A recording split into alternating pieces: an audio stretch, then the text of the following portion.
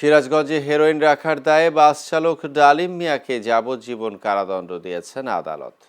একই সঙ্গে 20,000 টাকা অর্থদণ্ড এবং অনাদায়ে আরও 1 বছরের বিনাশ্রম কারাদণ্ড দেওয়া হয়েছে।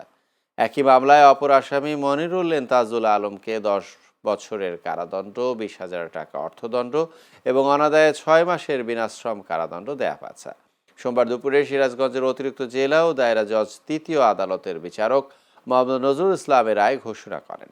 আদালতের অতিরিক্ত পিপি হামিদুল ইসলাম দুলাল জানান, 2018 সালের 1 মার্চ রাতে হাটিকুমরুল হাইওয়ে পুলিশ হাজী ইমাম আলী মার্কেট এলাকায় চেকপোস্ট বসিয়ে মাদক বিরোধী অভিযান পরিচালনা করে। এ সময় চাঁপাইনবাবগঞ্জ থেকে ঢাকাগামী ন্যাশনাল ট্রাভেলসের একটি যাত্রীবাহী বাসে তল্লাশি চালিয়ে বাস চালক ডালিম মিয়ার আসনের নিচ থেকে 10 প্যাকেটে 1 কেজি হেরোইন উদ্ধার করা হয়। পরে তাকে আটক করে পুলিশ।